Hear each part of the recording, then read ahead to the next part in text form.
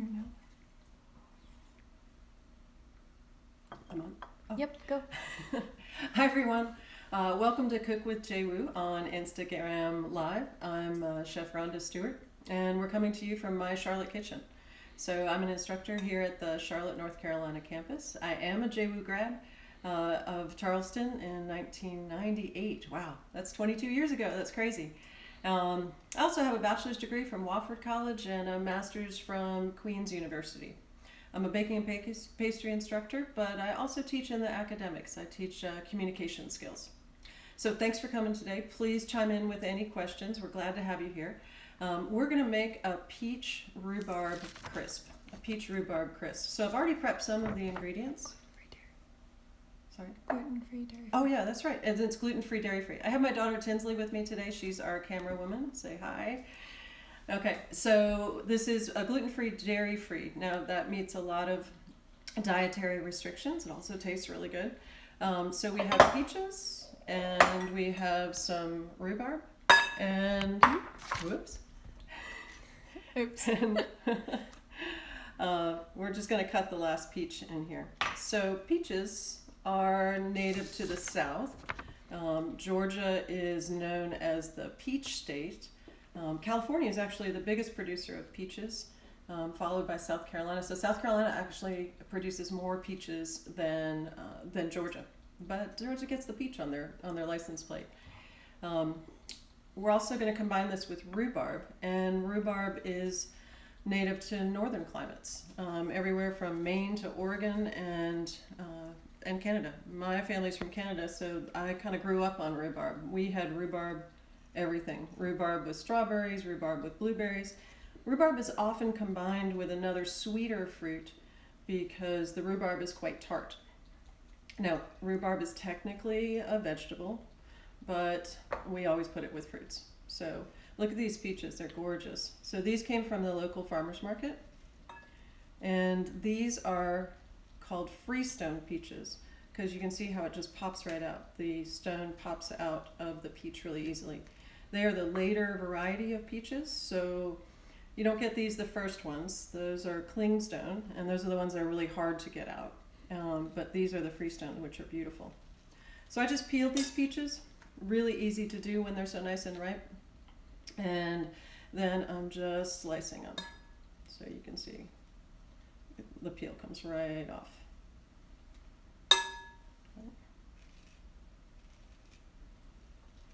Okay. So we're making a crisp today, and there's lots of combinations of fruit that you can use. The peaches and the rhubarb. Last time I made it, I think I made peach and blueberry. You can make apple and cranberry, or apple, anything really, any kind of combination. It is some sort of fruit that's going to go on the bottom, and then we're going to have a topping. And the crisp topping includes oatmeal. That's what makes it a crisp. For our fruit, we're going to combine some sugar, just some granulated sugar, with some cornstarch. So just mix that up first. Then the cornstarch won't lump. And then I've got a little bit of cinnamon. So we're mixing that in. Okay. And just get the rest of the cornstarch in there. We'll mix our fruit together first. So I just diced up the rhubarb really small. Where does this rhubarb come from? This rhubarb? Actually, this rhubarb is smuggled from my garden in Canada. So we normally spend the summers in Canada, and we grow rhubarb and raspberries and blueberries in the yard. And so this rhubarb I brought home from Canada last summer, and it's been in my freezer. So you're lucky. Not many people get to enjoy my Canadian rhubarb. Okay, so this is just a little bit of vanilla. And then we're gonna mix in that flour cornstarch, or not flour, right? We're gluten-free. So that sugar cornstarch mixture with a little bit of cinnamon.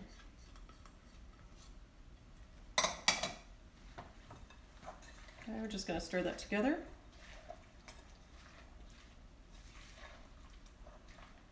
Now chime in anytime and ask some questions. David Rivoli says, Chef, would you honestly prefer a crisp over a cobbler? Yes, I do.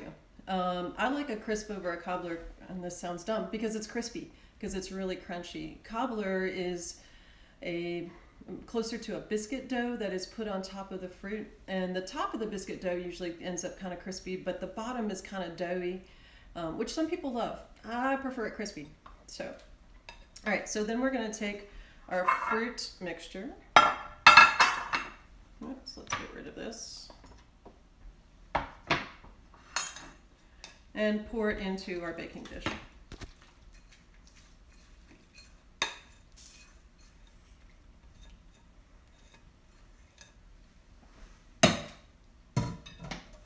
Right, and we're just going to let that hang out for a minute while we make our crisp topping. What is your favorite class to teach at JWU Charlotte? My favorite class to teach? Well, right now I'm teaching classic pastries, which I love, which is puff pastry, pâte à choux, custards. That's really fun. I love how baking works because the science behind all of our baking questions is really important to know. So how baking works, I love because I love the science of it, and we get to do fun things in there. Plated desserts is often fun, so we can have a creative side to our classes as well. It's hard to pick. I teach a lot of classes. Cookies is always really fun. It's the variety of cookies, but anything that I bake at school is fun. And that sounds really dumb, but it's just fun to be in the kitchen. So no matter what I'm making, I'm usually having a good time. Okay, so for our crisp topping, do you want to show the ingredients? We have oats and almond flour. So this is where we would normally have a regular wheat flour, like a pastry flour. Okay, so almond flour is just ground almonds. Okay. I have brown sugar.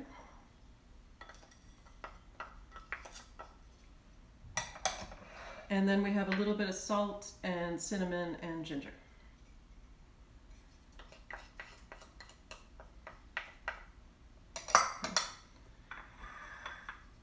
So we'll mix all of these dry ingredients first. When did you start baking? Probably when I was 3, I think. My mom was always very proud that she made everything. We never had anything that was store-bought, maybe occasional loaves of bread, but always cookies, everything sweet came from our kitchen at home.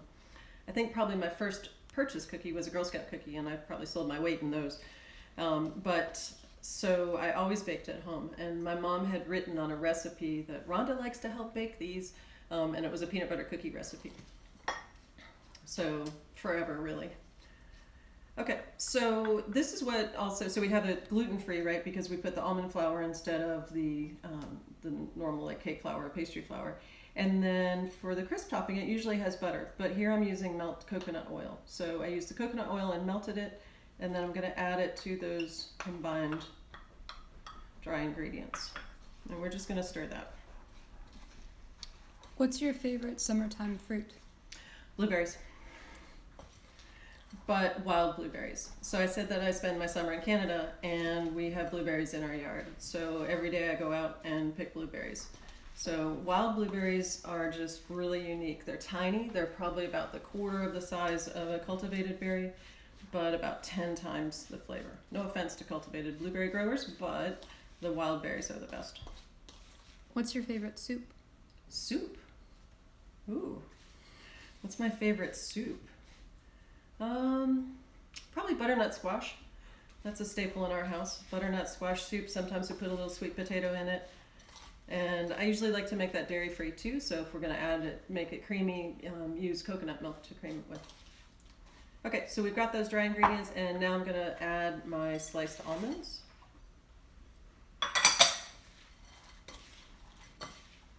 What's your favorite dessert to make? That's easy. You already asked what my favorite fruit was, so blueberry pie, wild blueberry pie. What's special about the blueberry pie? What's special about the wild blueberry pie? Well, of course I make my own pie dough, right? And in Canada, we buy lard, and the lard is a really nice, high-quality lard, sometimes hard to find here. And so pie dough with lard gives it just a extra flakiness, a really good flavor. because the higher quality lard don't have any kind of meaty taste, because sometimes lower quality lards can taste a little bit like bacon. But this lard, it's called Tenderflake, and it's a really good flavor, and the pie crust with it is phenomenal, I'd say. So, okay, so we have our fruit, right? And then here's our crisp topping, and we're just gonna put that on top. Can you recommend any nut-free alternatives instead of almonds? Yeah, so there's a lot of good gluten-free flours on the market. Or you can make your own gluten-free flour blend with a combination of rice flours and tapioca starch. There's all sorts of recipes for different flours, gluten-free flours. And then totally you could take the nuts out. Not a problem. I'm just really a nut fan. What's the hardest dessert that you know how to make? Ooh, tricky. No, I have classic pastry on my mind right now. And yesterday we made millefeuille, which the Americans call Napoleons, and that has a lot of different skills in it, from making puff pastry to making pastry cream, turning that pastry cream into a diplomat cream, which is incorporating a little bit of whipped cream in it. It uses gelatin as well, and then the top layer has a layer of cream fondant cream with the classic chocolate drizzle over the top that makes that kind of chevron pattern. Each part isn't hard, but when you have to put them all together in the perfect sequence, it can be pretty stressful. It can be. My students did great yesterday, and they even want to make it again. So, okay, so here's our crisp, and we're going to put it in the oven. So we have a 350 oven that it's going to go into, and it's going to bake for about 30 minutes.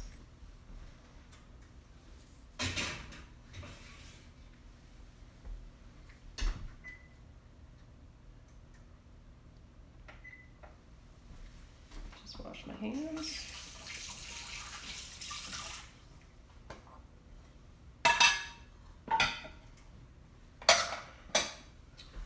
Okay, so our crisp is going to be served with some whipped cream. So this is a crisp that I made just before you tuned in. Can you see it? Okay, so the top gets nice and brown and it's kind of juicy inside. And we're going to serve it with some chantilly, or some whipped cream, sweetened whipped cream. Okay, the fancy French call it chantilly. So this is just heavy cream whipped with a little bit of sugar and a little bit of vanilla. Now, if you want to make it dairy-free topping, you can chill a can of coconut milk, a high-fat coconut milk. Don't use the low-fat one. And then take the can off. So actually use a can opener to take the top of the can off. Scoop out just the fat that's risen to the top, and then whip that just like cream. It's sometimes, depending on the quality of the coconut milk, you might need to add a couple of flavorings, because sometimes it has that tinny kind of can taste, but usually it's a great alternative. This is the real McCoy though. This is heavy whipping cream with a little bit of sugar and a little bit of vanilla. Okay, so I soft whipped it. I'm just gonna whip it a little bit more so we can make some quenelles. When did you decide to pursue baking as a career? Ooh. I started out pre-med. That didn't last too long, although sometimes I wish I went back. And then my job started out at college. I worked on a private yacht, and when I worked on the private yacht, which was just by luck that I got that job, the owner of the yacht was a culinary chef. And so for 5 years, she taught me how to cook. I knew a little bit before, but mostly how to cook. And I always baked, because I had baked forever. And she told me for 5 years, probably at least once a week, you need to be a pastry chef. You need to be a pastry chef. And finally I listened. So that's when I started JWU in '97. And I did, because I already had a bachelor's degree, I did the advanced standing program, which allowed me to do my associate degree in just a year. So, yeah, so I don't know, just baking makes me happy. Okay, so here's our chantilly.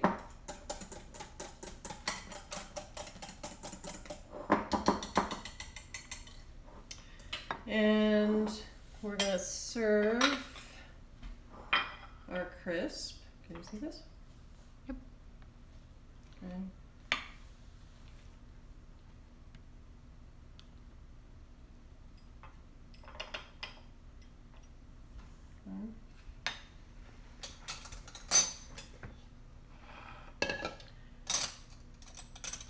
And I'm gonna get some super hot water.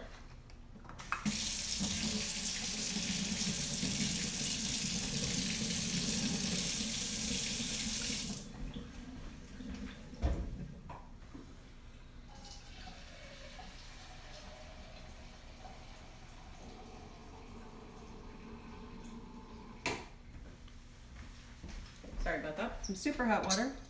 And these are my favorite Quenelle spoons. So Quenelle is just a kind of a footballish shape of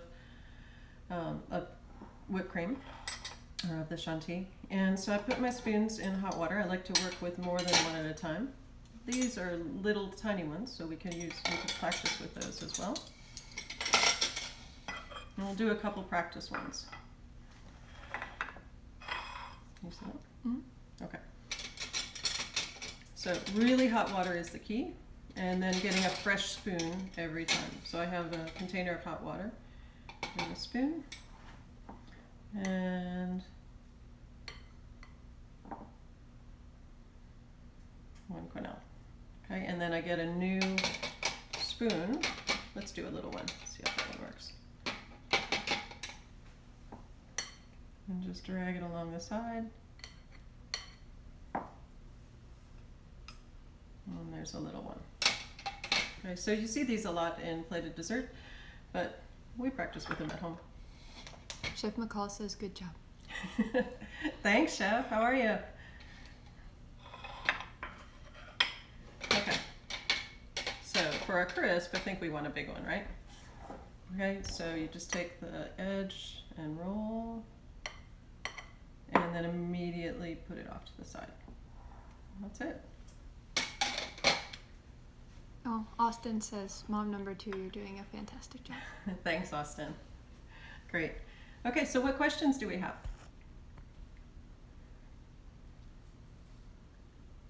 Someone asked what you've been doing during quarantine. I've been busy during quarantine. So Johnston Wales is moving from a term schedule, so we had 3 terms, to 2 semesters. So I've been writing curriculum. That's been a several year project, and so I've been working on that. I'm writing the cakes class. So I've been meeting every week with my cakes team and making a lot of PowerPoints and presentations and narrations. And then the bulk of my time has been making face masks, cloth face masks. So my daughter and I have been making face masks. I think we are close to 600 right now. Started out as donation, and now it's a little business that my daughter has kind of grown into. So I'm never at a loss for something to do. Never. We've made all sorts of new recipes, great dinners. The dog has gotten lots of walks. 2 sourdough. Oh, I've got 2 sourdoughs going. So I've got a old-fashioned Amish friendship sourdough, and then I also have the traditional just flour and water sourdough. So I've been playing around with the sourdough. I don't know, some Indian cuisine, some Thai cuisine. I also row, so I've been rowing quite a bit. So we spend 2 or 3 days, 2 or 3 mornings a week on the lake, and so exercise has been a huge part of this COVID quarantine, which for that part I can't complain. So. I think we had a latecomer who asks, is heavy whipping cream always dairy based? Yes, heavy whipping cream is about 36 to 40% butterfat, and usually this is about 38%. Depends on where you are getting it from the grocery store. But with the alternative that you can have, there's a lot of products like Ready Whip that are vegetable oil based, or even Cool Whip, which a lot of people in the South use. I think everywhere use, and that is dairy free. So that is a dairy-free whip topping, which you could actually do quenelles with. I prefer the real stuff, of course, but I'm spoiled. So that's it. Okay, well, great. Does anyone else have any more questions? Well, if not, thank you so much for watching Instagram Live, or Cook with Jay Woo on Instagram Live. Thanks for tuning in. Mm-hmm. Come back. Oh yeah, come back in a couple of weeks. I think we'll have the next one, and learn another skill. So thanks for tuning in. Oh, how are the summer classes going on campus? Oh, summer classes. It's good. It's a little bit different. So in Charlotte, we're in phase 2. So we have a cap of 9 students plus 1 instructor. So there's 10 of us. I'm fortunate that I have a pretty big lab. So each student has a table, or most of a table. Cleanup is kind of challenging because the way the kitchen's organized, we only have space for 1 person in the dish pit, as well as, in order to maintain the social distance. Production is going well, slow of course because the cleanup is slow. My students are happy to be back, so it's going pretty well. I can't say it's comfortable. We're wearing a mask all day. It's hot. But I'm happy to see my students, so that part makes it good. And I just hope that all of them are staying safe as well. So. Do you know what the caps are for fall labs? I do not know what the caps are for fall labs. I do not. They are saying that the summer labs are a pilot program, so they're trying to see how well we do with this. So far so good. And I think we're just waiting depending on what state is in which phase of the quarantine. That's it. Okay. All right. Well, thanks. Tune in next time. Take care.